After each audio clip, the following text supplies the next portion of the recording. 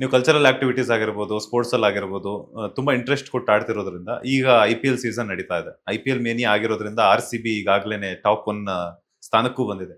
Cricket ಅಭಿಮಾನಿಯಾಗಿ, cricket ಆಟಗಾರರಾಗಿ ಏನ್ ಹೇಳ್ತೀರಾ IPL ಬಗ್ಗೆ ಅಂತ? ನಂಗೆ ಅಂದ್ರೆ ಅದೊಂದು ಅವಕಾಶ ಎಲ್ರು. ಇವಾಗ ಸೂರ್ಯವಂಶಿ ಅನ್ನೋ ಒಂದು ಹುಡುಗ 13 ವರ್ಷ 14 ವರ್ಷಕ್ಕೆ ರೆಪ್ರೆಸೆಂಟ್ ಮಾಡೋ 14 ವರ್ಷಕ್ಕೆ ಒಂದು ದೇಶನ ರೆಪ್ರೆಸೆಂಟ್ ಮಾಡೋ ಅಂತ ಯೋಗ್ಯತೆ ಇದೆ ಅಂತ ತೋರಿಸೋ ಅಂತ ಸ್ಟ್ಯಾಂಡರ್ಡ್ಸ್ನ ಲಿಫ್ಟ್ ಮಾಡತ್ತೆ. Any this commercial kind of ಇವೆಂಟ್ಗಳಾಗಿರಲಿ, IPLಗಳಾಗಿರಲಿ, ಎಲ್ಲ ಹುಡುಗರಿಗೂ ಒಂದು ಸ್ವಲ್ಪ ನಾವು ಸಾಧನೆ ಮಾಡ್ಬೋದು ಅನ್ನೋಂಥ ಒಂದು ದಾರಿ ಹುಡುಕಕ್ಕೆ ಶುರುವಾಗುತ್ತೆ. ಒಂದು ಇನ್ನೊಂದು, ಈ ಸಾರಿ RCB ಟೇಬಲ್ ಟಾಪರ್ ಅಲ್ಲಿರೋದು ಒಂದು ದೊಡ್ಡ ಹೌದು, ಸಮಾಧಾನಕರ ಹಾಗೂ ಖುಷಿ ಕೊಡುವಂತ ವಿಚಾರ. ಸೊ 18 ವರ್ಷ ಅಜ್ಞಾತವಾಸ ಏನೋ ಅಂತಾರಲ್ಲ, 4 ವರ್ಷ ಅಜ್ಞಾತವಾಸ ನಾವು ಇನ್ನೂ ಜಾಸ್ತಿನೇ ಅನುಭವಿಸಿದೀವಿ. ಓಕೆ ಓಕೆ ಓಕೆ ಸೊ ಇನ್ನ 4 ವರ್ಷ ಜಾಸ್ತಿ ಅನುಭವಿಸ್ತೀವಿ. ಈ ಸಾರಿ ಆದ್ರೂ ಮುಕ್ತಿ ಸಿಗುತ್ತೆ, ನೋಡ್ಬೇಕು. ಸಿಗತ್ತೆ ಅಂತ ಅನ್ಕೊಂಡಿದೀನಿ. ಸೊ ಎಷ್ಟು ವೆಯ್ಟ್ ಮಾಡ್ತಿದ್ರ RCB ಕಪ್ ಹೊಡಿಯೋದಕ್ಕೋಸ್ಕರ? ನನಗೆ ತುಂಬಾ ಕುತೂಹಲದಿಂದ ಇದ್ದೀನಿ. RCB ಗೆಲ್ಬೇಕು ಅನ್ನೋದು ಸಿಕ್ಕಾಪಟ್ಟೆ ಇಷ್ಟ ಇದೆ. ಅಟ್ಲೀಸ್ಟ್ ಕೊಹ್ಲಿ ಇರೋ ಅಷ್ಟರಲ್ಲಿ ಹೊಡಿಬೇಕು, because I am A very good fan of Virat Kohli. So ಹಂಗಾಗಿ ನನಗೆ ಕೊಹ್ಲಿ ಟೀಮಲ್ಲಿ ಆಡೋವಾಗಾದ್ರೂ ಒಂದ್ಸಾರಿ ಹೊಡೆದ್ಬಿಟ್ಟು ಹೋದ್ರೆ ಖುಷಿ ಅನ್ನೋಂಥದ್ದು ಒಂದು ದೊಡ್ಡ ಅಂದ್ರೆ ಒಂದು ಆಸೆ, RCB ಗೆಲ್ಬೇಕು ಅನ್ನೋಂಥದ್ದು. ಕೊಹ್ಲಿ ಇಷ್ಟ ಅಂತ ಹೇಳಿದ್ರೆ, ಮೊನ್ನೆ ತಾನೇ KL ರಾಹುಲ್ ಆಗಿರ್ಬೋದು, ಕೊಹ್ಲಿ RCB ವರ್ಸಸ್ ಡೆಲ್ಲಿ ಆಡ್ಬೇಕಾದ್ರೆ ಒಂದು ಮನೆ ಮಗ, ಇನ್ನೊಬ್ಬ ದತ್ತಪುತ್ರ. ಸೊ ಹೆಂಗಿತ್ತು ಆ ಒಂದು ಜುಗಲ್ ಬಂದಿ? ನನ್ ಪ್ರಕಾರ they both are very good friends. ಒಳ್ಳೆ ಫ್ರೆಂಡ್ಸ್ ಅಂತಾನೆ ಅವ್ರು ಅನ್ಕೊಂಡ್ರೆ. ಯಾಕಂದ್ರೆ ನೆಕ್ಸ್ಟ್ ಇದ್ರಲ್ಲಿ ಹಿಂಗ್ ಮಾಡ್ಬಿಟ್ಟು ಹೌದು ಏನೋ ಕಾಮೆಂಟ್ ಆಗಿ ಉಸ್ಕೋ ಕ್ಯಾ ಪತಾ ಹಮ್ ದೋನೋ ಕೈಸೆ ಹೈ ಕರ್ಕೆ ಏನೋ ಹೇಳ್ತಾನೆ. ಅವ್ರಿಗೆಲ್ಲ ಗೊತ್ತಿಲ್ವಲ್ಲ ನಾವಿಬ್ರು ಹೆಂಗಿದೀವಿ ಆಫ್ ದ ಫೀಲ್ಡ್ ಅನ್ನೋದನ್ನ ಹೇಳ್ತಾರೆ. ಸೊ KL ರಾಹುಲ್ಗೆ ಅಗ್ರೆಷನ್, RCB ತಗೊಂಡಿಲ್ಲ ಅನ್ನೋಂತ ಒಂದು ಕೋಪ ಡೆಫಿನೆಟ್ ಆಗಿರುತ್ತೆ. ಯಾಕಂದ್ರೆ ಅವ್ರು 2-3 ಸಾರಿ ಹೇಳಿದ್ರು RCB ಆಡ್ಬೇಕು ಅನ್ನೋದು ಓಪನ್ ಆಗಿ ವ್ಯಕ್ತಪಡಿಸಿದ್ರು ಅವರು. Good spirit of the game. Kohli finish ಮಾಡಿದಿದ್ರೆ ಆ ಒಂದು ಆಕ್ಟಿಗೆ ಒಂದು ಸ್ವಲ್ಪ ಸ್ಟ್ರಾಂಗ್ ರೆಸ್ಪಾನ್ಸ್ ಇರ್ತಿತ್ತು. ಅನ್ಫಾರ್ಚುನೇಟ್ಲಿ ಇನ್ನೊಂದು 15 ರನ್ ಇದ್ದಾಗ ಸೊ ಔಟ್ ಆಗ್ಬಿಟ್ರು ಅನ್ಸುತ್ತಾ? ಬಿಕಾಸ್ ಯಾಕಂತಂದ್ರೆ KL ರಾಹುಲ್ಗೆ ಅಗ್ರೆಷನ್ ಇರುವಂತದ್ದಂತೂ ಎಲ್ರಿಗೂ ಎದ್ದು ಕಾಣಿಸ್ತದೆ. ಬಿಕಾಸ್ ಯಾಕಂದ್ರೆ ಒಬ್ಬ ಕನ್ನಡಿಗನಾಗಿ ಕನ್ನಡದ ತಂಡವನ್ನ ಮುನ್ನಡೆಸಬೇಕು, ಅದರಲ್ಲಿ ಪಾರ್ಟಿಸಿಪೇಟ್ ಮಾಡಿ ಆಡಬೇಕು, ಗೆಲ್ಲಬೇಕು ಅನ್ನುವಂಥದ್ದು ಯಾಕೆ ತಗೊಂಡಿಲ್ಲ ಅನ್ನುವಂಥದ್ದು ಒಂದ್ ಕಡೆ ಅಲ್ಲಿ ಏನಾದ್ರು ಪಾಲಿಟಿಕ್ಸ್ ನಡೆದಿದೆ ಅಂತ ಅನ್ಸುತ್ತಾ? ಪಾಲಿಟಿಕ್ಸ್ ಅನ್ನೋದಕ್ಕಿಂತ ಅಲ್ಲಿ ಅವ್ರದೇ ಕ್ಯಾಲ್ಕುಲೇಷನ್ಸ್ ಬೇರೆ ಇರುತ್ತೆ. We have an emotion. Kannada team, Bengaluru ಅನ್ನೋ ಎಮೋಷನ್ ನಮ್ಗಿದೆ. ಬಟ್ ಈ ಆರ್ಗನೈಸರ್ಗಳಿಗಾಗಿರ್ಲಿ ಇವ್ರಿಗೆಲ್ಲ ಆ ಎಮೋಷನ್ ಬಳಸ್ಕೊಂಡು ಕ್ಯಾಪಿಟಲೈಸ್ ಮಾಡ್ಕೊಳ್ಳೋಣ ಅನ್ಕೊಂತಾರೆ. ಬಿಟ್ರೆ ಅವ್ರಿಗೇನು ಕನ್ನಡದವನ್ನ ಆಡಬೇಕು ಅನ್ನೋಂತ ಅವಶ್ಯಕತೆ ಇರೋದಿಲ್ಲ. ಅವ್ರ ಮ್ಯಾನೇಜ್ಮೆಂಟ್ಗೆ ಹೇಳ್ತಾ ಇದೀನಿ. ಅವ್ರಿಗೆ ಮ್ಯಾನೇಜ್ಮೆಂಟ್ಗೆ ಏನ್ ಬೇಕು, ಈ ಎಮೋಷನ್ ನ ಬಳಸ್ಕೊಂಡು ನಾವ್ ಹೆಂಗ್ ದುಡ್ಡು ಮಾಡ್ಕೋಬೇಕು, ಹೆಂಗೆ ಮೇಲೆ ಹೋಗ್ಬೇಕು ಅನ್ನೋದನ್ನ ಯೋಚನೆ ಮಾಡ್ತಾರೆ. Big business, corporate style of business. So ಅವ್ರದೇ ಕ್ಯಾಲ್ಕುಲೇಷನ್ಸ್ ಇರ್ತವೆ. KL ರಾಹುಲ್ ಡೆಫಿನೆಟ್ ಆಗಿ ಎಲ್ಲ ಆರ್ಡರ್ಗಳು ಆಡಿದ್ದಾರೆ, ಟಾಪು ಮಿಡ್ಲು ಎಲ್ಲ. ಇಲ್ಲಿ ನೋ ಕಾಮೆಂಟ್ಸ್, ನಾವೇನು ಅಂತ ಹೇಳಂಗಿಲ್ಲ ಅದನ್ನ. So finally Bigg Boss season 11 complete ಆಗ್ಬಿಟ್ಟಿದೆ. ಸೊ ಸೀಸನ್ 12ಗೆ ಇನ್ನೇನು ಕೆಲವು ದಿನಗಳಷ್ಟೇ ಬಾಕಿ ಇದೆ. ಬಟ್ ಆದ್ರೆ ಏನಂತಂದ್ರೆ ಕಿಚ್ಚ ಸುದೀಪ್ ಸರ್ ಹೋಸ್ಟ್ ಮಾಡಲ್ಲ ಅನ್ನುವಂಥದ್ದು ನಿಮ್ಗೂ ಗೊತ್ತಿರುತ್ತೆ. ಸೊ ಏನ್ ಹೇಳಕ್ ಇಷ್ಟಪಡ್ತೀರಾ ನೀವು? ಒಂದಷ್ಟು ದಿನಗಳ ಕಾಲ ಬಿಗ್ ಬಾಸ್ ಮನೇಲಿ ಅಂದ್ರೆ ಒಂದು ಡೈನಾಮಿಕ್ ಕ್ಯಾರೆಕ್ಟರ್ ಆಗಿರೋದ್ರಿಂದ ಅವರ ವಾಯ್ಸ್ ಒಂದು ತೂಕ ಇತ್ತು. ಅವ್ರು ಏನೋ ಮಾತಾಡುವಾಗ ಎದುರ್ತಾ ಇದ್ರು. ಸೊ ಅವ್ರು ಇದ್ದಿದ್ರೆ ತುಂಬಾ ಚೆನ್ನಾಗಿತ್ತು ಅಂತ ಅನ್ಕೊಂತೀನಿ. ಅಂಡ್ ಹೂ ನೋಸ್, ಇನ್ನ ಬೆಟರ್ ಜಡ್ಜು ಬರ್ಬೋದು, ಇನ್ನ ಬೆಟರ್ ಹೋಸ್ಟ್ ಬರ್ಬೋದೇನೋ. ಬಿಕಾಸ್ ಅವಕಾಶ ಸಿಗ್ದಾಗ್ಲೆಲ್ಲ ಇನ್ನೊಬ್ಬರದು ಅಂತ ಗೊತ್ತಾಗುತ್ತೆ. As of now, for my knowledge, ಇಡೀ ಇಂಡಿಯಾ ಅಲ್ಲಿ ಬಿಗ್ ಬಾಸ್ ಹೋಸ್ಟ್ ಮಾಡೋಗಳಲ್ಲಿ ನಂಬರ್ 1 ಹೋಸ್ಟ್ ಯಾರು ಅಂದ್ರೆ ನಾನು ಸುದೀಪ್ ಸರ್ ಅಂತಾನೆ ಕರಿತೀನಿ. ಹಿಂದಿ, ತೆಲುಗು, ತಮಿಳು ಯಾವ ಭಾಷೆಗಳು ತಗೊಂಡ್ರು ಸುದೀಪ್ ಅವ್ರು ನಂಬರ್ 1 ಅಂತ ನಾನು ಹೇಳ್ತೀನಿ. So this is an again opportunity for somebody who comes and prove I am better than, ಅವ್ರಿಗಿಂತ ನಾನು ಚೆನ್ನಾಗಿ ಮಾಡ್ತಾನೆ, ಅಟ್ಲ ಅವರಷ್ಟೇ ಸರತಮೂಲವಾಗಿ ಮಾಡ್ತೀನಿ ಅನ್ನೋ ಒಂದು ಅವಕಾಶ ಅಂತ ನಾನು ಭಾವಿಸ್ತೀನಿ. Because I always believe in the opportunities. ಆ ಆಪರ್ಚುನಿಟಿನೇ ಒಂದು ಅವಕಾಶ ಅಂತ ನಾನು ಅನ್ಕೊಂಡಿದ್ದೀನಿ. ಅಂದ್ರೆ ಸೀಸನ್ಸ್ ನೀವಿದ್ದ ಸೀಸನ್ 6ನೇ ಸೀಸನ್, ಅದಾದ ನಂತರ ಅದಕ್ಕಿಂತ ಮುಂಚೆ, ನೀವು ಹೋಗೋದಕ್ಕಿಂತ ಮುಂಚೆ ಅಥವಾ ನೀವು ಹೋಗಿ ಬಂದ ಮೇಲೆ ಒಂದಷ್ಟು ಸೀಸನ್ಗಳನ್ನ ನೋಡಿದ್ರ? ಯಾವ ಸೀಸನ್ ಅನ್ನ ನೀವು ತುಂಬಾ ಫಾಲೋ ಮಾಡಿದ್ರಿ? ಪ್ರಾಮಾಣಿಕವಾಗಿ ಹೇಳ್ಬೇಕಂದ್ರೆ 6ನೇ, ನಾನು ಸಾಕಷ್ಟು ಬಿಗ್ ಬಾಸ್ ನ ಫ್ಯಾನ್ ಏನಲ್ಲ ನಾನು. ನಮ್ಮ ಮನೆಗಳಲ್ಲಿ ನೋಡ್ತಾ ಇದ್ರು, ನಮ್ಮ ತಂದೆ ತಾಯಿ ಹೇಳ್ತಾ ಇದ್ರು, ನೋಡ್ಬಿಟ್ಟು ಹೋಗ್ಬೇಕು ಅಂತ ಇದ್ರು ಅಂತಂದ್ರಲ್ಲ. ಸೊ ನಮ್ಮ ತಂದೆ ತಾಯಿ ಬಿಗ್ ಬಾಸ್ ಅನ್ನೋ ಶೋಗೆ ಸಿಕ್ಕಾಪಟ್ಟೆ ಫ್ಯಾನ್, ನಮ್ಮ ಫ್ಯಾಮಿಲಿಗಳಲ್ಲಿ ಎಲ್ರು. ನಾನು ನೋಡ್ತಿರ್ಲಿಲ್ಲ. ನಾನ್ ತೋಟ ಮುಗಿಸ್ಕೊಂಡು ಈ ಜಯಚಲ ಫಾರ್ಮ್ಸ್ ಇಂದ ಅದು ಇಲ್ಲಿಂದ ಬಂದು ಕುತ್ಕೊಂಡಾಗ ಎಲ್ಲ ಬಿಗ್ ಬಾಸ್ ನೋಡ್ಕೊಂಡು ನಾನು ಬರೋಷ್ಲಿ 8:30-9 ಆಗ್ತಿತ್ತು. ಆ ಟೈಮ್ ಶೋ ಸ್ಟಾರ್ಟ್ ಆಗ್ತಿತ್ತು. 1 ಅವರ್ ಐ ಹ್ಯಾಡ್ ದಟ್. ನಾವು ಊಟ ಮಾಡುವಾಗ ಅದನ್ನ ನೋಡೋ ಅಂತ ಒಂದು ಅವಕಾಶ ಸಿಕ್ತಿತ್ತು ನನಗೆ. ಸೊ ಅಷ್ಟ್ರ ಮಟ್ಟಿಗೆ ಫಾರ್ಮೇಟ್ ಏನು ಅಂತ ನಂಗೆ ಗೊತ್ತಿದ್ದು. ಬಿಟ್ರೆ ಶೋನ್ ತುಂಬಾ ಅದಾದ್ಮೇಲೂ ನೋಡಿದ ಸೀಸನ್ಗಳಿಲ್ಲ. ನನ್ನ ಸೀಸನ್ ನಾನು ಈಗಲೂ ಪ್ರತಿ ಸಾರಿ ಬಿಗ್ ಬಾಸ್ ಶುರುವಾದಾಗ ನನ್ನ ಸೀಸನ್ ಒಂದ್ಸರಿ ನೋಡ್ಬಿಡ್ತೀನಿ ಈಗ ನೆನಪಿಸ್ಕೊಂಡು. ಎಲ್ಲೋ ಒಂದ್ ಕಡೆ ನಾವು ಬಿಗ್ ಬಾಸ್ ಶುರುವಾದಾಗಿನಿಂದ ಇಲ್ಲಿ ತನಕ ಏನ್ ಸೀಸನ್ 11 ಎಂಡ್ ಆಯ್ತು ಅಲ್ಲಿ ತನಕ ನೋಡ್ಬೇಕಾದ್ರೆ ವಿನ್ನರ್ಸ್ ಆಗಿರ್ಬೋದು, ರನ್ನರ್ ಅಪ್ ಆಗಿರುವಂತವ್ರು ಆ ಒಂದು ಸೀಸನ್ ಮೂಮೆಂಟ್ ಅಲ್ಲಿ ಮಾತ್ರ ಕಾಣಿಸ್ಕೊಳ್ತಾರೆ. ಅದಾದ ನಂತರ ಎಲ್ಲೋ ಒಂದ್ ಕಡೆ ಸದ್ದು ಮಾಡ್ದೇನೆ ಹೊರಗಡೆ ಇರ್ತಾರೆ, ಅಥವಾ ಅವ್ರವ್ರ ಕೆಲಸಗಳಲ್ಲಿ ಬಿಸಿ ಆಗ್ತಾರಾ, ಅಥವಾ ಅವ್ರವ್ರದೇ ಅಂತ ಕೆಲವೊಂದು ಪ್ರಾಸ್ಪೆಕ್ಟಿವ್ ಆಗಿರ್ಬೋದು, ಅವ್ರವ್ರದೇ ಅಂತ ಬಿಸಿ ಶೆಡ್ಯೂಲ್ ಅಲ್ಲಿ ಬಿಸಿ ಆಗ್ತಾರ ಗೊತ್ತಿಲ್ಲ, ಕಾಣಿಸೋದೇ ಇಲ್ಲ. ಅದ್ ಯಾಕೆ ಅಂತ ಏನಾದ್ರು ಅನ್ನಿಸ್ತಾ ಅಂತ ನನ್ಗೆ ಅನ್ಸೋದೇನು ಅಂತಂದ್ರೆ, ಬಿಗ್ ಬಾಸ್ ಹ್ಯೂಜ್ ಫ್ಯಾಂಡಮ್ ಕೊಡೋ ಅಂತ ಶೋ ಅದು. ಅಂದ್ರೆ ಒಬ್ಬ ದರ್ಶನ್ ಸರ್ಗಾಗಿರ್ಲಿ, ಸುದೀಪ್ ಅವ್ರಿಗಾಗಿರ್ಲಿ, ಯಶ್ ಅವ್ರಿಗಾಗಿರ್ಲಿ, ಏನ್ ಅವ್ರ ಕಾಲಘಟ್ಟ ಪೂರ್ತಿ ಹೆಸರು ತಂದು ಕೊಡುತ್ತೋ, ಆ ಬಿಗ್ ಬಾಸ್ ಲಾಸ್ಟ್ 3 ವಾರಗಳು, ಆ ವಾರ ಆದ್ಮೇಲೆ ಆ ಸ್ಟೇಟಸ್ ಅಲ್ಲಿ ಇರ್ತಾರೆ ಒಬ್ಬ ಬಿಗ್ ಬಾಸ್ ವಿನ್ನರ್ ಅನ್ನೋದು. ಸೊ ನಾವ್ ಯಾವಾಗ್ಲೂ ಅವ್ರನ್ನ ಅದೇ ಲೆವೆಲ್ ಅಲ್ಲಿ ಕಂಪೇರ್ ಮಾಡ್ತಿದ್ದಾಗ ಆ ಲೆವೆಲ್ ನ ಮೇಂಟೈನ್ ಮಾಡಕ್ ಯಾರಿಗೂ ಸಾಧ್ಯ ಇಲ್ಲ. ಅಂದ್ರೆ ಬಿಗ್ ಬಾಸ್ ಗೆದ್ದು ಬಂದಿದ ತಕ್ಷಣ ನೀವು ಟ್ರೆಂಡಿಂಗ್ ಲಿಸ್ಟ್ ಅಲ್ಲಿ ತೆಗೆದ್ರೆ ಅವರೇ ಇರ್ತಾರೆ. ಸೊ ಆ ಟ್ರೆಂಡ್ ನ ಕಾಪಾಡ್ಕೊಳಕ್ ಏನು ಇಲ್ವಲ್ಲ. ಬಿಗ್ ಬಾಸ್ ಮನೇಲಿ ಇದ್ರಿ ಒಂದು ಪ್ರೈಮ್ ಶೋ ಅಲ್ಲಿ ನಿಮ್ಗೆ ಅವಕಾಶ ಸಿಗ್ತಾ ಇತ್ತು, you are projected as an hero, you are getting telecasted. ಅದಾದ್ಮೇಲೆ ಅಂತದ್ದೇ ಶೋ ಇನ್ನೊಂದ್ಸಲ ಮಾಡಿದ್ರು ನೋಡೋದಿಲ್ಲ. It is peak of your level. ನಿಮ್ಮ ಕೆರಿಯರ್ ನ ಪೀಕ್ ಅದು. ಆ ಪೀಕ್ ಅಲ್ಲಿ ಯಾವಾಗ್ಲೂ ಇರಕ್ ಆಗೋದಿಲ್ಲ. ನಾವು ಮೇಲೆಗೆ ಹೋಗ್ಬೋದು, ಕೆಳಗಡೆ ಬರ್ಬೋದು. ಆ ಹೆಸರನ್ನ ಸಸ್ಟೈನ್ ಮಾಡಕ್ ನನ್ನ ಕೈಲಲ್ಲ, ಇನ್ನೊಬ್ರಿಗೆ ಯಾರ ಕೈಲೂ ಸಾಧ್ಯ ಇಲ್ಲ. ಫಾರ್ ಎಕ್ಸಾಂಪಲ್ KGF, ಯಶ್ ಅವರು ಒಂದು ಸ್ಟ್ಯಾಂಡರ್ಡ್ ಸೆಟ್ ಮಾಡಿದ್ದಾರೆ. ಸೊ ನೆಕ್ಸ್ಟ್ ಸಿನಿಮಾ ಅದಕ್ಕಿಂತ ಮೇಲೆ ಹೋಗ್ಬೋದು, ಅಥವಾ ಅದಕ್ಕಿಂತ ಕಮ್ಮಿ ಬರ್ಬೋದು. ಅದೇ ಲೆವೆಲ್ ಬರೋದು ಕಷ್ಟ ಇರುತ್ತೆ. ಸೊ ಹಂಗೇನೆ ಈ ಬಿಗ್ ಬಾಸ್ ಗೆದ್ದವರು ಬಿಗ್ ಬಾಸ್ ತರ ಇನ್ನೊಂದು ರಿಯಾಲಿಟಿ ಶೋ ಇಲ್ಲ, ಇನ್ನೊಂದ್ಸರಿ ಬಿಗ್ ಬಾಸ್ಗೂ ಕರ್ಸ್ಕೊಳ್ಳಲ್ಲ. ಸೊ ಆ ಹೆಸರನ್ನ ಇಟ್ಕೊಳ್ಳೋದು ತುಂಬಾ ಕಷ್ಟ, ಯಾರ ಕೈಯಲ್ಲೂ ಸಾಧ್ಯ ಇಲ್ಲ. ಅದಕ್ಕಿಂತ ಮೇಲೆ ಹೋಗ್ಬಿಡ್ಬೋದು, ಏನೋ ಬೇರೆ ಓವರ್ ಪೀರಿಯಡ್ ಆಫ್ ಟೈಮ್, ಒಂದು 10 ವರ್ಷ ಟೈಮ್ ತಗೊಂಡು, ಇಲ್ಲ ಅದಕ್ಕಿಂತ ಕೆಳಗಡೆ ಅಂಡರ್ ಡಾಗ್ ಆಗಿ ವರ್ಕ್ ಮಾಡ್ತಾ ಇರ್ಬೋದು. ಈ ಬಿಗ್ ಬಾಸ್ ಹೆಸರನ್ನ ಬಳಸ್ಕೊಂಡು ನಾನು ನನ್ನ ಕೆರಿಯರ್ ನಾನು ಚೆನ್ನಾಗಿದ್ದೀನಿ, ಫೈನಾನ್ಷಿಯಲಿ ಚೆನ್ನಾಗಿದ್ದೀನಿ, ಕಂಪ್ನಿ ಮಾಡ್ಕೊಂಡು ಫ್ಯಾಕ್ಟ್ರಿ ರೈತರ ಹತ್ರ ಚೆನ್ನಾಗಿದ್ದೀನಿ. ಬೇರೆ ವ್ಯವಹಾರಗಳಲ್ಲಿ ಬಿಗ್ ಬಾಸ್ ಅಲ್ಲಿ ಇದ್ದಾಗ ನನಗೆ ಏನ್ ದುಡ್ಡು ಬರ್ತಿದ್ದು ಅದಕ್ಕೆ 10-20% ದುಡ್ಡು ಮಾಡ್ತಾ ಹೋಗ್ತಾ ಇದ್ದೀನಿ. ಬಟ್ ಆ ಹೆಸರನ್ನ ನನ್ನ ಜೀವನ ಕಾಲದಲ್ಲಿ ನಾನು ಮ್ಯಾಚ್ ಮಾಡಕ್ ಆಗೋದಿಲ್ಲ, in my understanding. So this is the confusion. ಯಾವ ವಿನ್ನರ್ಗಳು ಯಾರು ಕಾಣಿಸಲ್ಲ ಅನ್ನೋ ಕಾರಣಕ್ಕಿದೆ. ಆಮೇಲೆ ಇನ್ನೊಂದು ಪ್ರೆಸ್ ಮೀಟ್ ಅಲ್ಲಿ ಶಶಿ ಅವರು ಕಣ್ಣೀರ್ ಹಾಕ್ತಾರೆ, ಪ್ರೊಡ್ಯೂಸರ್ ಆಗಿರ್ತಾರೆ. ಸೊ ಅದೇನಾಯ್ತು ಅಂತ ಹೇಳ್ಬಿಟ್ಟು ಎಲ್ರಿಗೂ ಗೊತ್ತೇ ಇರುತ್ತೆ. ಸೊ ಆ ಒಂದು ಮೂಮೆಂಟ್ ಬಗ್ಗೆ ಹೇಳೋದಾದ್ರೆ ಸರ್, ಸಿನಿಮಾದ ನೋವು ಅಷ್ಟಿತ್ತು ನನಗೆ. ಏನಂತಂದ್ರೆ ಪ್ರತಿಯೊಂದ್ರೆ ನನಗೆ ಆ ನೋವು ಸಂಕಟ ಏನಿತ್ತು ಅಂದ್ರೆ ಎಲ್ಲರ ಮೇಲೆ ಇತ್ತು, ನನ್ನ ಮೇಲೆ ಅಂತ, ಬರೀ ಸಿನಿಮಾದವ್ರ ಮೇಲೆ ಅಂತ, ನನ್ನ ಫ್ಯಾಮಿಲಿ ಅವ್ರ ಮೇಲೆ ಇತ್ತು, ಇನ್ನೊಬ್ರ ಮೇಲೆ ಇತ್ತು. ಪ್ರತಿಯೊಬ್ರು ಬಂದು ಕೇಳೋರು, ಸಿನಿಮಾ ಯಾವಾಗ ರಿಲೀಸ್ ಮಾಡಿದಾಗ ಯಾರು ಬಂದು ನೋಡ್ಲಿಲ್ಲ,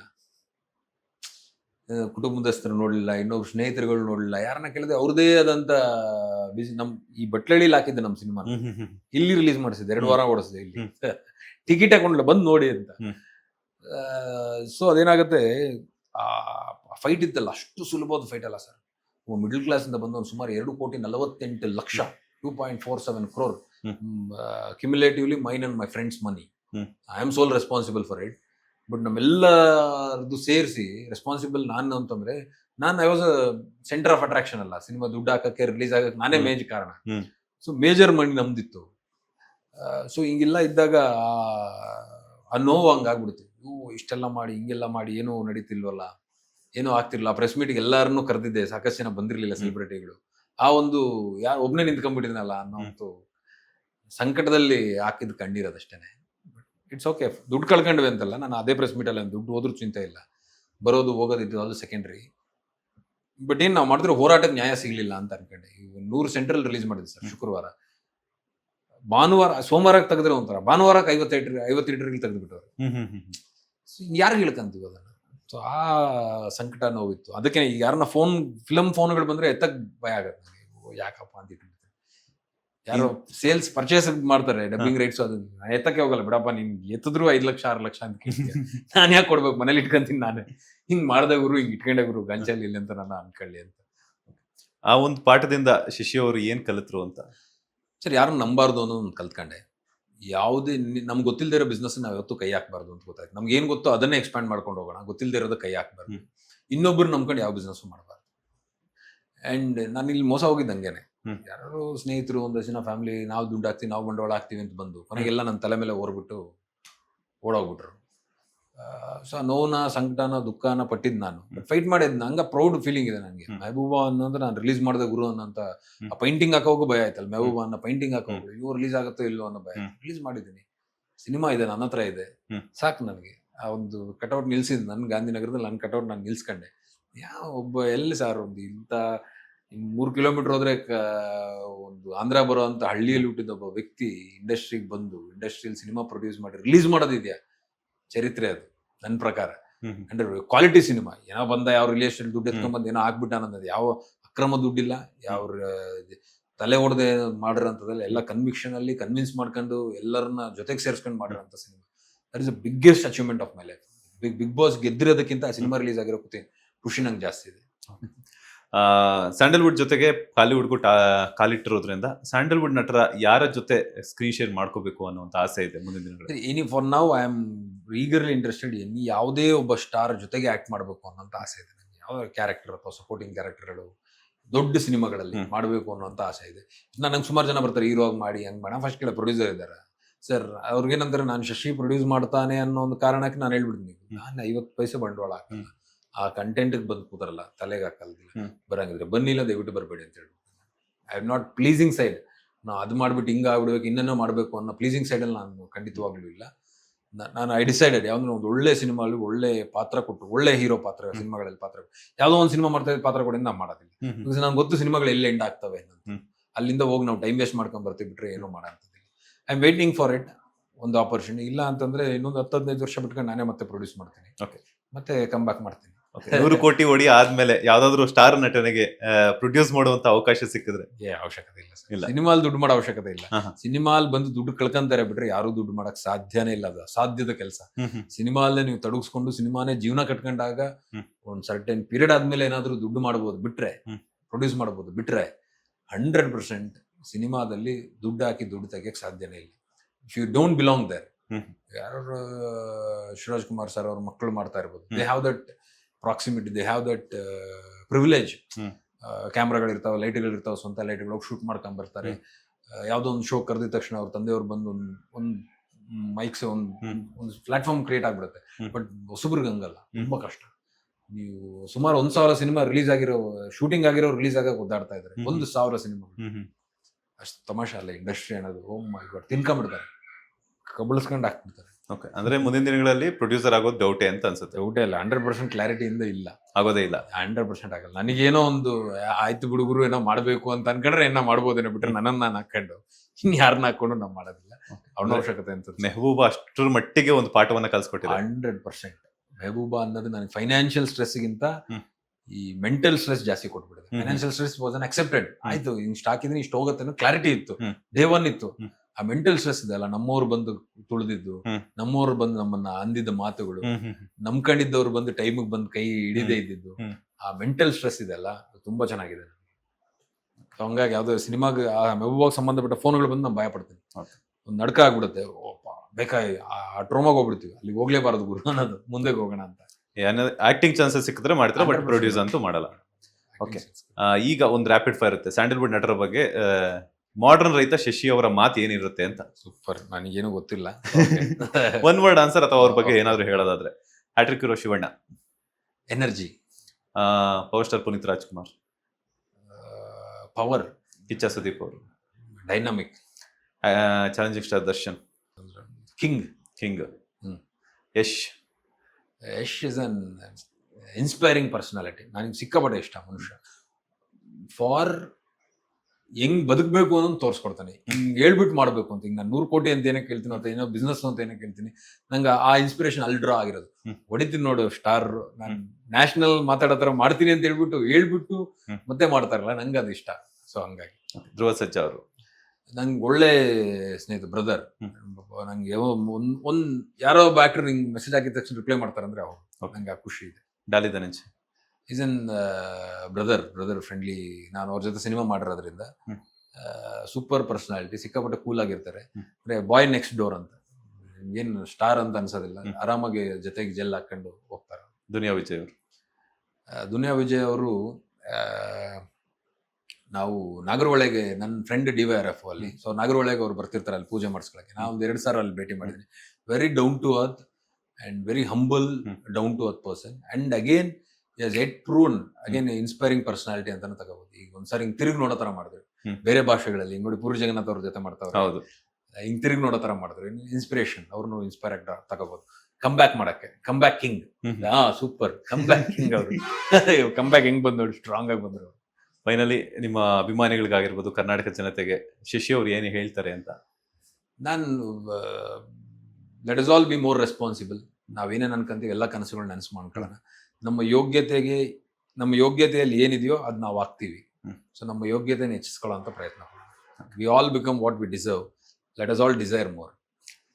ನಿಮ್ಮ ಇಂಟರ್ವ್ಯೂ ಮಾಡಿದಾಗ ನನಗನ್ಸಿದೆ ಅಂದ್ರೆ ತುಂಬಾ ವಿಚಾರಗಳನ್ನ ಕಲ್ತಿದ್ದೀರಾ ಅಂತ ಆಯ್ತು. ಆ ವಿಚಾರಗಳನ್ನ ನಾನು ಕೂಡ ನಿಮ್ಮ ಇಂಟರ್ವ್ಯೂ ಮಾಡಿ ಒಂದಷ್ಟು ವಿಚಾರಗಳನ್ನ ತಿಳ್ಕೊಳ್ಳುವಂತ ಒಂದು ಟೈಮ್ ಸಿಕ್ತು ನನಗೆ. ಇನ್ನ ಒಂದ್ ಏನಂತಂದ್ರೆ, ಈಗ ಕಾಶ್ಮೀರಲ್ಲಿ ಆಗಿರುವಂತಹ ಪೆಹಲ್ಗಾಮ್ ಘಟನೆ ಬಗ್ಗೆ ಶಶಿ ಅವರು ಏನ್ ಹೇಳ್ತಾರೆ? ಯುದ್ಧ ಬೇಕಾ ಬೇಡವಾ? ಹಾಗೇನೆ ಈ ತರ ಇನ್ಸಿಡೆಂಟ್ ಆದ್ಮೇಲೆ ಯಾವ ರೀತಿ ಡಿಸಿಷನ್ ತಗೊಂಡ್ರೆ ಚೆನ್ನಾಗಿರುತ್ತೆ, ನಮ್ಮ ದೇಶಕ್ಕೆ ಒಳ್ಳೇದಾಗುತ್ತೆ ಅಂತ? ಸರ್, ಯುದ್ಧ ಅನ್ನೋದು 99.99% ಆಗೋದಿಲ್ಲ. So it is all cooked up story. ಅಷ್ಟು ಸುಲಭ ಅಲ್ಲ ಯುದ್ಧ ಮಾಡೋದು.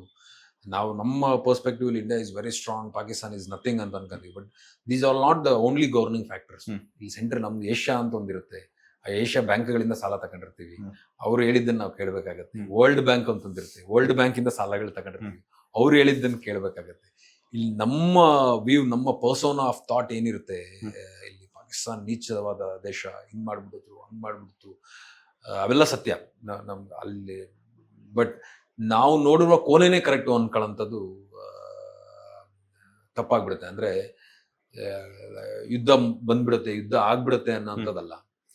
ಬಟ್ ಇಂಥ ನನ್ನ ಮಕ್ಕಳನ್ನ ಓಡಿಸ್ಬೇಕು ಅಂದ್ರೆ they deserve to get those ಟೆರರಿಸ್ಟ್ಗಳು ಯಾರಿದ್ದಾರೆ ಅವ್ರನ್ನ ಹ್ಯಾಂಗ್ ಮಾಡಿ ಸಾಯಿಸ್ಬೇಕು ನಾವು. ಬಟ್ ಇವ್ರೇನ್ ಮಾಡ್ತಾರೆ, ಎರಡು ದೇಶದ ನೆಮ್ಮದಿನ ಹಾಳು ಮಾಡ್ಬಿಡ್ತಾರೆ. ಅಲ್ಲಿ ಪಾಕಿಸ್ತಾನದಲ್ಲಿ ಯಾರೋ ಒಬ್ಬರು ಕುಡಿಯಕ್ಕೆ ನೀರಿಲ್ದೇ ಇರೋರು, ಕುಡಿಯಕ್ಕೆ ಈಗ ನೀರಿಲ್ದಂಗೆ ಆಗಿದೆ ಇಂಥ ಟೆರರಿಸ್ಟ್ ನನ್ನ ಮಕ್ಕಳಿಂದ. They deserve to be hanged. But ಏನ್ ಡಿಸಿಷನ್ಗಳು ತಗೊಳ್ಳೋದು, rather than taking an emotional decision, ಒಂದು ಕರೆಕ್ಟಿವ್ ಮೆಷರ್ಗಳನ್ನ ತಗೊಂಡು ರೈಟ್ಫುಲ್ ಡಿಸಿಷನ್ ತಗೊಳ್ಳೋದು ಕರೆಕ್ಟ್ ಅಂತ ಅನ್ಕೊಂಡೆ. ನಾನು ಅದನ್ನೇ ಹೇಳ್ತಾ ಇದ್ದೀನಿ. ಈಗ ನಾನು ಇಂಡಿಯಾ ಅಂತ ಹೇಳಿದ್ರೆ ನಾನು ಹೋಗಿ ಯುದ್ಧಕ್ಕೆ ಬಿದ್ದು ಬಿಡ್ತೀನಿ. ಬಟ್ ಹಂಗ ಆಗೋದಿಲ್ಲ. ಬಿಕಾಸ್ ನನಗೆ ಸಾಲ ಕೊಟ್ಟವ್ರು ಯಾರೋ ಇದ್ದಾರೆ ನಮ್ಮ ಮೇಲೆ, ಏಷ್ಯಾದಿಂದ ಬಂದವರು. ಯುದ್ಧ ಮಾಡಬಾರ್ದು ಅಂತ ಹೇಳ್ತಾರೆ. ವರ್ಲ್ಡ್ ಬ್ಯಾಂಕ್ ಇಂದ ಬಂದಿರುತ್ತೆ, ಸಾಲ ಬಂದಿರುತ್ತೆ. ಇಂಡಿಯಾಗೊಂದು 100 ಕೋಟಿ ಸಾಲ ಕೊಟ್ಟಿರ್ತಾರೆ, ಅವ್ರಿಗೊಂದು 50 ಲಕ್ಷ ಸಾಲ ಕೊಟ್ಟಿರ್ತಾರೆ. ಯುದ್ಧ ಮಾಡಬಾರ್ದು ಅಂತ ಇರ್ತೀವಿ. ಬಟ್ ಇದು ಅಗ್ರೆಷನ್ ಪಾಕಿಸ್ತಾನ ಕಡೆಯಿಂದ ಏನಕ್ಕೆ ಬರುತ್ತೆ ಅಂತಂದ್ರೆ, Pakistani president prime minister rule ಇದ್ರು ಅಲ್ಲಿ more governed by militant, military system ಜಾಸ್ತಿ. ಅಲ್ಲಿ ಮಿಲಿಟರಿ ಸಿಸ್ಟಮ್ಗಳಿದ್ದಾಗ ವರ್ಸ್ಟ್ನ ಫಸ್ಟ್ ಮಾಡ್ಬಿಡ್ತಾರೆ. ಏನೋ ಒಂದು ಸ್ಟೇಟ್ಮೆಂಟ್ ಪಾಸ್ ಮಾಡಿದೆ, ಹೆಂಗ್ ಮಾಡ್ಬಿಡ್ತೀವಿ, ಈ ಒಂದು ನದಿಯಲ್ಲಿ ನೀರು ಬರ್ದಿದ್ರೆ ರಕ್ತ ಹರಿಸ್ತೀವಿ ಅಂತ ಸ್ಟೇಟ್ಮೆಂಟ್ ಎಲ್ಲ ಪಾಸ್ ಮಾಡಿ. Because they are militant governed, army govern ಮಾಡ್ತಿರೋದ್ರಿಂದ ಪಾಕಿಸ್ತಾನ ಪಟ್ ಅಂತ ವರ್ಷನ ಬೆಸ್ಟ್ ಮಾಡ್ಬಿಡ್ತಾರೆ.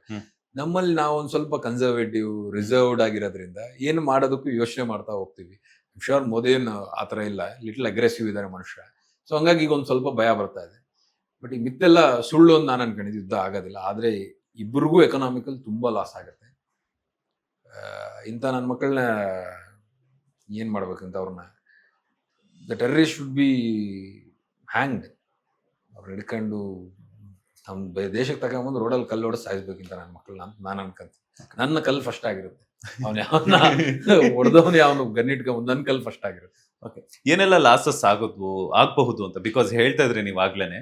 ಸೊ ಒಂದಷ್ಟು ವರ್ಲ್ಡ್ ಬ್ಯಾಂಕ್ ಆಗಿರ್ಬೋದು, ಇನ್ನೊಂದಷ್ಟು ದೇಶಗಳ ಕಡೆಯಿಂದ ನಾವು ಸಾಲವನ್ನ ತಗೊಂಡಿರ್ತೀವಿ ಅಂತ. ಇನ್ ಕೇಸ್ 99.9% ಆಗಲ್ಲ ಅಂತ ಹೇಳಿದ್ರಿ. ಇನ್ ಕೇಸ್ ಆಯ್ತು ಅಂತಂದ್ರೆ ಏನೆಲ್ಲ ಬದಲಾವಣೆಗಳಾಗುತ್ತೆ ನಮ್ಮ ದೇಶದಲ್ಲಿ, ಹಾಗೇನೆ ಏನೆಲ್ಲ ನಷ್ಟಗಳನ್ನ ಭಾರತ ಅನುಭವಿಸಬೇಕಾಗುತ್ತೆ? ಒಂದು ಅಗ್ರೆಸಿವ್ ಡಿಸಿಷನ್ ಏನೆಲ್ಲ ಮಾಡ್ಬಿಡ್ಬೋದು ಸರ್. ನೀವು ಪಾಕಿಸ್ತಾನ ನಮ್ಮ ಮೇಲೆ ಯುದ್ಧಕ್ಕೆ ಬರುತ್ತೆ ಅಂದ್ರೆ ಚೈನಾ ಸಪೋರ್ಟ್ ಇರುತ್ತೆ ಸರ್. ನಾವೇನ್ ಅನ್ಕೊಂತೀವಿ, ಬರೀ ಪಾಕಿಸ್ತಾನದಿಂದ ಅನ್ಕೊಂತೀವಿ. ಈ ಕಡೆ ಚೈನಾ ಬಾರ್ಡರ್ಗಳಿಂದ ಪ್ರಾಬ್ಲಮ್ ಆಗಕ್ಕೆ ಶುರು ಆಗಬಹುದು. ಅಗ್ರೆಸಿವ್ ಆಗೋದು ವರ್ಸ್ಟ್ ಸಿನಾರಿಯೋ ಮಾತಾಡ್ತೀವಿ. China has already occupied 50% of Sri Lanka.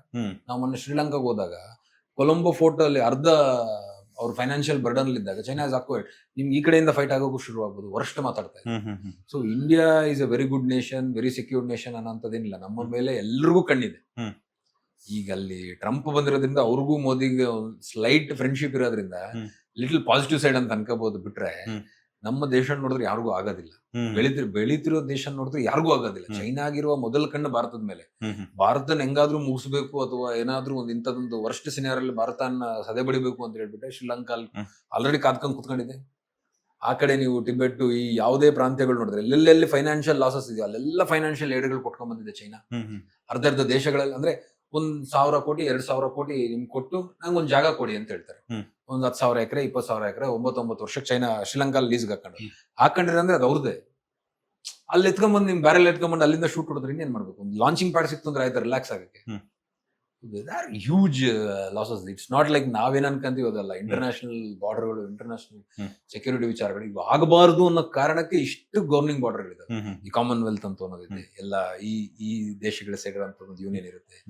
So ಅವರೆಲ್ಲ ಸುಲಭವಾಗಿ ಆಗಕ್ ಬಿಡೋದಿಲ್ಲ. ಅಮೆರಿಕ ಯುದ್ಧ ಮಾಡುತ್ತೆ, ಯಾಕೆಂದ್ರೆ ಅವ್ರ ಮೇಲೆ ಯಾರು ಇಲ್ಲ, ಬೇರೆ ಸಿಂಗಲ್ ಗವರ್ನಿಂಗ್ ಬಾಡೀಸ್, ಯಾರಿಗೂ ಸಾಲ ಕೇಳಲ್ಲ ಅವ್ರು. ನಾವು ಅಲ್ಲೋಗಿ ನಿಂತ್ಕೊಂಡ ನಾವು ಹಿಂಗ್ ತಿರುಗಿಸ್ ಹೊಡಿಬೋದು ಎಲ್ರಿಗೂ, ಬಟ್ ಆ ಪರಿಸ್ಥಿತಿಲಿ ಇಲ್ಲ ನಾವು. ಫೈನಲಿ ತುಂಬಾ ಖುಷಿ ಆಯ್ತು ನಿಮ್ಮ ಒಂದು ಇಂಟರ್ವ್ಯೂನ ಮಾಡಿ.